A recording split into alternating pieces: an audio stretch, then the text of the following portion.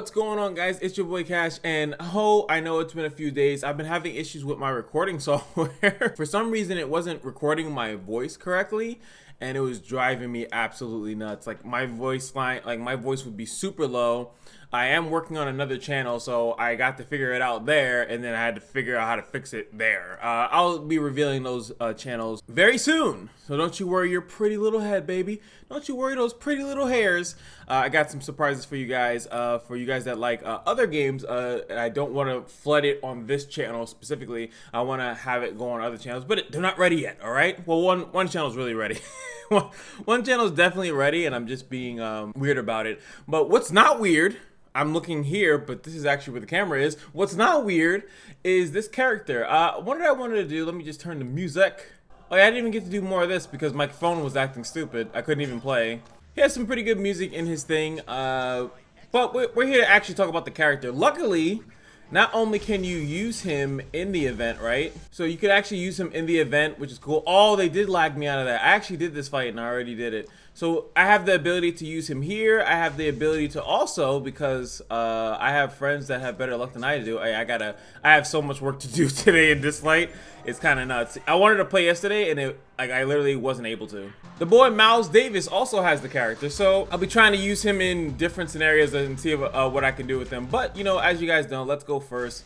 Go into the lovely thing. I actually have enough, I think, to do a summon as well. Esper Gallery, let's see. Where is he? He should be like near the bottom or something like that. He is not. Why do things like this? Put people in weird These medals show you what I've done and what I can do.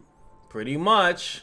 I haven't gone over this. Like, I feel like the last one. My strength to protect the city's residents. I need you to shut up. All right, so he actually has. I usually go to this speed and maybe sometimes attack, which is pretty cool. So he has a one-on-one speed, so he's a little bit faster than the average bear, which is pretty cool.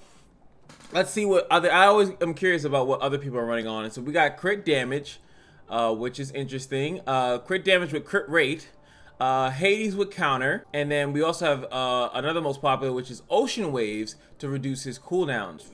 That's very different ways of playing the same character. So we got, wow, and it's actually pretty split. I feel like a lot of characters, they have a very direct way of playing them, right? Like you pretty much, that's the only way that you're gonna play him. He has 3 really popular builds, which is actually interesting. So when we go to performance, so like in Ritual Miracle, this guy's probably on, yeah, he's on Hades counter for Ritual Miracle, for Apep, sorry. Fafnir, they're using him in that too. And this one, he's just on straight up attack, which we didn't even see there. This one, he's on attack counter. And Point War, he's on the one that a lot of, I heard people using too, Tyranny of Zeus, so the stun thing, and counter. So funny enough, actually for Zora, I did put her on Tyranny of Zeus because of the fact that she has AoEs, consistent AoEs, and she has one move that hits multiple times. I think he also has a move that hits multiple times, if I'm not mistaken, but only when he changes or whatever. So first, as you guys know, S1 has the ability to extend debuffs and stun. The flexibility and the timing of this character is what makes it most important.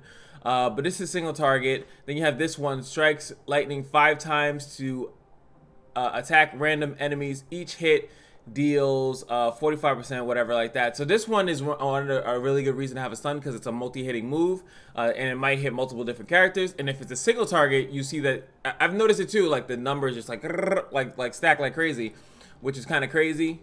Stacks like crazy because it's kind of crazy. Yep. Damage against the same enemy is reduced, dispels all buffs from them, and inflicts buff blocker, which is nuts. It's a very strong move. And then you have the switch, right? When he switches over. Now, one thing that I saw, which I did think is kind of weird, is that why did they give them crit rate? Because as you can see here, God King changes the all abilities. It increases crit rate by 100% and deals bonus damage upon attacking. When he's actually in his other mode, you don't need crit rate. So I don't know if that person just put that there because they felt like it. So you should naturally, a lot of the time you're going to be in God mode. I feel like more than not. I think that there's some situations where you'll like, oh, maybe I should change and do something like that. Maybe, but most of the time you're going to be in God mode, especially most of the time you're going to open with it and switch in, and then you do the S2, this S2, and then you do the S1, which is AoE. So most of the time you're going to be in that, right? So in God King mode, gains one turn, gains a shield. Oh no, this is when he's switching, right? His normal mode, which is pretty cool, has accuracy 100%. So they made it that you don't really need to invest into that many stats. Like when you're in his normal mode, you're looking to pass the debuffs. Like as you saw, he has a strip, and he also has a buff block. He has a seer. He has a stun. Right on the S1, if I'm not mistaken. No, just a stun. Sorry. The seer I think is in his passive. Yeah. So seer, stun, that's what he does. So, and he has 100% accuracy, so you don't really need to work on it too much, which is, you know, interesting of a thing. So that's how he works, right? He just works. His shield, when he goes back to normal mode, he gives to everybody, which is nice. Sends his own buffs, because if you've been getting buffs when you were in your normal mode, cool. Fantastic. Then you have the switch, which I love that you can do this here in this mode, which is fantastic. I don't know why they didn't do that before. Same thing, it just does more damage. It does the same exact thing here. It does more damage, has a higher base attack. And then this one actually changes to attacks all enemies, deals damage, chance of stealing buffs. Fantastic. So based on that, I can see why you do the Hades. I don't think you need, the way that they want you to use it, you could still try to use crit rate and like get his crit rate up, but it just doesn't make sense. And if I'm not mistaken, in his awakening, he has like additional crit damage. He doesn't, I don't think he actually awakens in the crit rate. He raises the crit damage, attack, and like speed. That's all he gets, because that's all you really need. He gets accuracy when he needs to be stunning and stripping and stuff like that. He's situationally loaded as hell, so he's overall good. I just obviously like PvE is going to be sometimes rough for him. Like he's a great farmer. I think that Hades is if you want him to farm, right? If you're using him for PvP, you're probably not going to want to have him with Hades. Like it's a more gimmicky thing, because you only need to heal yourself when you've been taking damage, right? He doesn't cleanse himself from what I can tell. The only way he has cleanse is actually with him using this skill to where he just reduces his the cooldowns on him, the buffs that he has on him as well. But if he has any debuffs, that's kind of like himself cleansing himself, and then he can heal. Not that Hades is bad, I just wouldn't recommend it myself. I think Tyranny of Zeus makes sense. I think the ocean waves make sense, because as you're flopping around, flip-flopping with your thing, it will reduce the cooldown. You have a, what is it, 20% chance to reduce cooldown, which I think is really good. I think that's a decent option, because he already has so much damage already loaded into his kit, loaded into his awakening. You have the flexibility to go with a Hades. You have the flexibility to go with ocean waves. I don't think that the other one, what the heck was it? Is it not Divine Blessing? Whatever the one, Astral Witchcraft, when you can go for another turn. Necessarily don't need that, because the only way you would want to have that even get triggered is if you wanted to use a skill, let's say you're normal mode, right? And again, you don't know when you're gonna get the proc, so you would, let's say, S2 here, and then you get the proc. You can then Thunderstorm, and then you get an additional turn. That's how Thunderstorm works. And then you can use this version, the God King Judgment, which is the same move, and you can do a double really strong AoE. I guess that's pretty much the only reason why you do it, because they specifically made Astral Witchcraft sets that your cooldowns don't get affected or adjusted by it. So if you do want it to be able to switch back and forth a lot, and from God King mode to not being in God King mode, you would need the Ocean Wave set. I don't necessarily see the purpose of that, because God King mode is usually available when you need it to be. Whenever you need it to switch, usually you have the ability to. So I don't think you need another thing. I think it is better to just go with more attack if you want to go with, or go with more utility, which is like the other set. So I don't know. I think that would be my option, my thought process here. And quick question, what do you guys think about the event as well? I think that the event is cool and all. I'm not a fan of moving around, because it doesn't do anything. Even the other way, I actually, not that I prefer it, it's just like, I don't know, I don't feel anything cooler about moving around in the thing. I always like this though. I always like this. I always like the things where your character gets stronger. So if you don't have a solid farmer, you can actually do that. But the problem is, like, this is the same. It's just like reading the things that pop up in the bounty. It's like you just have to read, and then sometimes you get some pretty cool dialogue if you're really paying attention to it. But there's no voice lines. I think with all the money that they make, they're paying the voice actors. They're in the studio or they're at their home. They're doing the voice lines. I just feel like at that point, just have them voice some of these things. Ollie was the best one, because Ollie had additional cutscenes in it. So like, this one I haven't seen any additional cutscenes so far.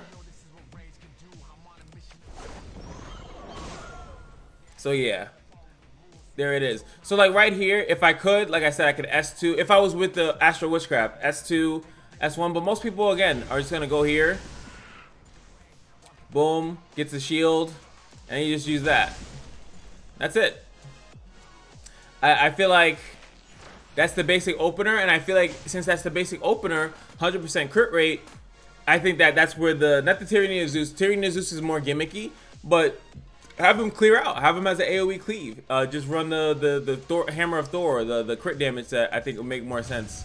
Or if you do have Raven, which you probably don't, but if you have a quicker AoE defense breaker, you can really set up a bunch of cleaves. Ideally, you could definitely go with like a, what is it? Like you have a Tricky, wipe up all their debuffs. This is PvP, by the way. Wipe up all the debuffs with Tricky, then have a AoE debuffer after that, which would be Gabby, which a lot of people have, and then you have him go, right? If you can speed sync your team to that, I think you'd win most of your PvP matches without even trying. Then you got the Desolate Lands.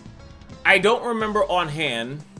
I think it's Shadowfire, right? Yeah, here we go. He's actually really good, obviously. He's purple, and purple count as orange, and so he would be really good on this one. If you had trouble or were struggling with this one, boom, there you go. Has a lot of AoEs, has a lot of multi-hitting stuff, so he'd be really good to help you out with that if you need be. I can see him being good for Chronos. He has shields that he can give out to the team. He has decent damage, but most people use AP manipulation characters, and he doesn't really do that, so the Tyranny, the Zeus that I actually have, that my friend has, he's actually running the stun. So I'm curious, can he full carry me with the stun? I don't think so. I think you definitely would need Hades. See if he can full carry me. This is only practice stage 7. I got some units to level. Of course I do. You guys know my account needs a lot of help. And when I mean help, I mean just actual time. I just need to play it. There you go. I got that Zoe, remember? Zeus, this guy, Bonnie. I'm gonna leave it on auto. Good damage, Chloe. See, you can see my Chloe's humble beginnings. What do you guys think? Are you trying to use him? If you have Zeus, how do you use him? Do you have him as the end-all, be-all, Hades healing, counter-stealing, wheeling and dealing? Do you have him like a one-trick pony trying to do everything? Or do you have him more like that he's a specific damage dealer? That's all he does. He just does DPS like this one. This looks like this turned out fantastic. He actually did this pretty cleanly. I was able to bring a full fodder team, and I think that's where it is. Like I said, I think you could still do like the Desolate Lands, but I don't think I can use other people's unit in Desolate Land. That's why I didn't do that. But I think that he'll be really good for that specific one. And I still say that Fire is the more important one because it has a lot of the basic sets that a lot of us use. And I think that's the most important thing. The basic sets, all those other fun sets you can use, but the basic sets like speed, attack, defense, HP, all that's in Chronos. And I think that's like literally the most important. Hi, it's very dark. It's a different time frame, and I forgot to do a summon. And we're just gonna do it here live. This is my guaranteed summon. See, even the smoke alarm's on, baby. We're looking for that hot and heavy heat. Guaranteed legendary here. Might as well rip it and see what we get, and this will decide whether or not I keep playing this game or not. Stop. But if you guys are interested in other games, I do have some other channels coming up soon, so hopefully you guys look forward to that. And anyone that made it to the end of the video, what do you guys think of this character? Do you guys like him? All that good stuff. And yeah, hopefully we get blessed here. Only one Lego, but it's guaranteed. So what are we looking at? Oh, right off the bat.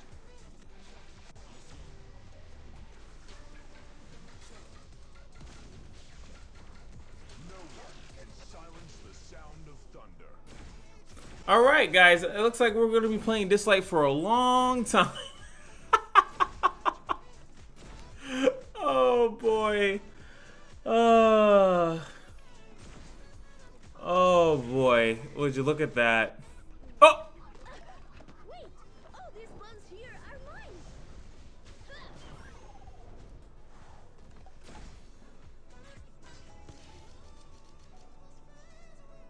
Dude, that's stupid.